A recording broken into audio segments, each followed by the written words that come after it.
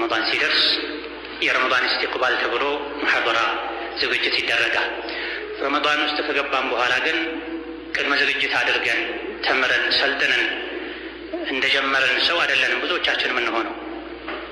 በየቦታው በየመስጂዱ በየዓመቱ የረመዳን ኢስቲቅባል ፕሮግራም የሚያስፈልግበት ዋነኛው ምክንያት ጾሙ ውስጥ ስንገባ ጾሙን በአግባቡ እንድንጾም አኽላቃችን፣ አደባችን የጾመኛ አደብና አኽላቅ እንዲሆን ከመሆኑም ጋር ግን ጾም ውስጥ የሚታዩ ብዙ ክፍተቶች አሉ።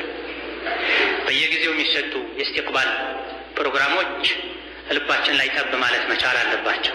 መጠቀም አለብን፣ መለወጥ አለብን፣ ዝግጅት አድርገን መግባት አለብን። ካልሆነ የመጀመሪያው የረመዳን 10 ቀን ከነፍሳችን ጋር በመታገል ያልፋል። ሁለተኛው 10 ላይ በድካም እናሳልፈዋለን። ሰዎች ይደክማሉ። ከመጀመሪያው ሳምንት በኋላ መስጂዶች መቀዝቀዝ ይጀምራሉ። ሶስተኛው 10 ሲገባ ደግሞ ሰዎች ለዒድ ዝግጅት ይጀምራሉ።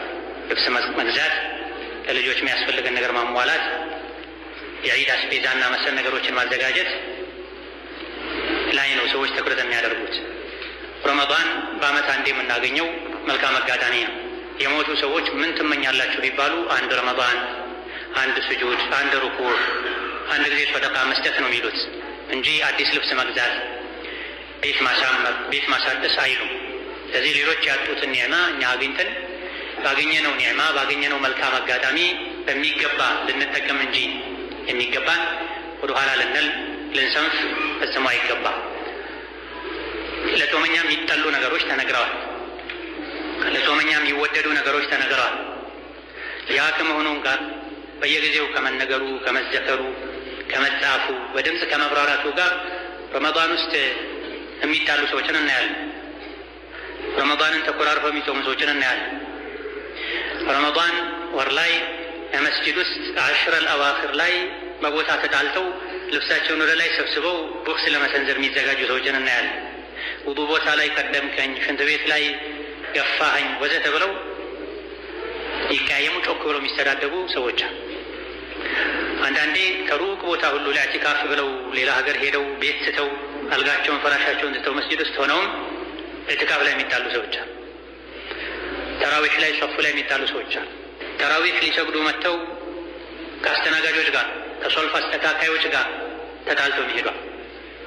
ቆሻሻ ከሙስሊም አፍ ይወጣል እንደ የሚባል ንግግርን፣ ስድብን፣ የስድብ ዝናብን አዝንበው የሚሄዱ ሰዎች አሉ። ከሶላት መጥተው ለዒባዳ መጥተው ጁሙዓ ላይ አስተናጋጆች በጣም ይቸገራሉ።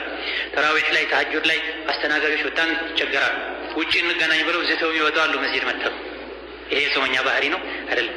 ስለዚህ ከረመዳን በፊት ስልጠና የሚሰጠው፣ ዝግጅት የሚደረገው፣ ሙሐደራ የሚሰጠው፣ አስተማሪዎች በየቦታው የሚለፉት የሚደክሙት ጾም ውስጥ ያለን ስነ ምግባር የሙስሊም ስነ ምግባር እንዲሆን ምላሳችን፣ አይናችን፣ ጆሮአችን፣ ሌላ የሰውነት አካላችን አብሮ መጾም መቻል አለበት።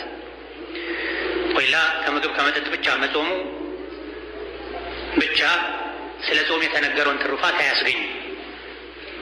ነቢዩ ዓለይሂ ሰላቱ ወሰላም መን ሷመ ረመዳነ ኢማናን ወሕቲሳበን ጉፊረ ለሁ ማ ተቀደመ ሚን ዘንቢሂ ማለታቸውን ኢማም አልቡኻሪ ሌሎችም ዘግበዋል።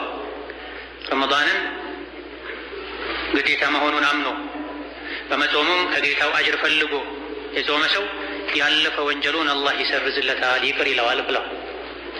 ጾም በዚህ መልኩ ያለፈ ወንጀልን የሚያሰርዘው በትክክል ከተጾመ ከሆዳችን በተጨማሪ አይናችንም፣ ምላሳችንም፣ እጃችንም፣ እግራችንም፣ ልባችንም መጥፎን ነገር ከማሰብ ከተንኮል፣ ከምቀኝነት፣ ከኩራት ከጾመ ምግብ መጠጥን ብቻ ማቆሙ አላህ ዘንድ ጾመኛ አያስብልም። ለዚህ ነው ነቢዩ ዓለይሂ ሰላቱ ወሰላም አንድ ሰው ጾመኛ ሆኖ ውሸትን በውሸት መመስከርን ማይገባ ተግባርን ከመፈጸም ካልታቀበ ምግብና መጠጥ መተው ለአላህ ምኑም አይደለም ተብሏል። እና የጾመኛን አኽላቅ ልንጠብቅ ጾማችንን አደቡን ስርዓቱን ያሟላ ልናደርግ ይገባናል።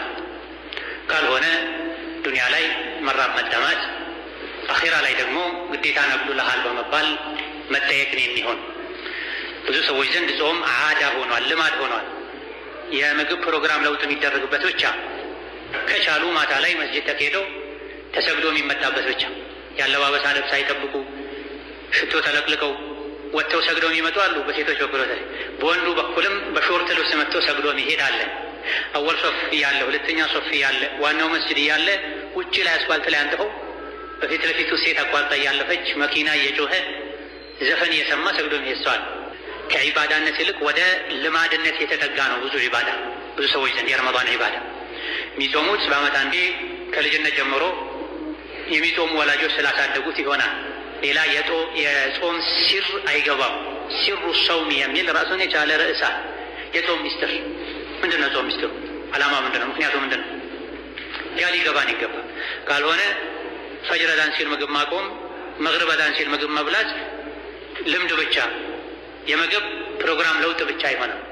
ተራዊሑንም እንደዚሁ ቀለል ያለ ልብስ ለብሰው ትከሻቸው ላይ ምንጣፍ ጣል አድርገው አየር የወሰዱ ሄደው ሰግደው መምጣት የሚፈልጉ የሚመስሉ ሰዎች አሉ።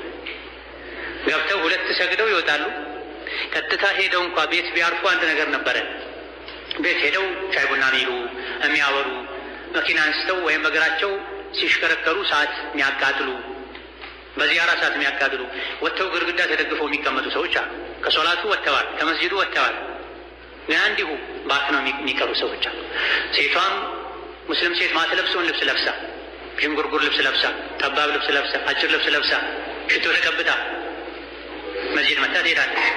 በሶፍ በተለያዩ ከሰው ጋር በሚያገናኙ ነገሮች ተቀይመው ተጣልተው ተሳድበው ዝተው የሚሄዱ ሰዎች። በዚህ መልኩ ምን ጾመው ጾም አላህ ዘንድ ጾም አይባልም። ጃብር ብን አብድላህ አንዳችሁ ሲጾም ምላሱ ሚጾም፣ አይኑ ሚጾም፣ እጁም እግሩ ሚጾም ያሉት ለዚህ ነው። ቀን የጾም ውሏችን ጥሩ ከሆነ ምሽት አህዋላችን ያማረ ይሆናል። ቀን ውሏችን የጾመኛ ውሎ ካልነበረ ማታም ስነ ምግባራችን ለሌሎች አስቸጋሪ ይሆናል። የፍጡር ሰዓት ላይ እንደ አውሬ የሚያደርጋቸው ሰዎች አሉ። የኢፍጣር ሰዓት ላይ ከመግሪብ በኋላ ከሰው ጋር መግባባት ማይችሉ የሚጮሁ የሚሳደቡ ሰዎች አሉ። ጾመው የዋሉትን ማምሻ ላይ ያበላሹ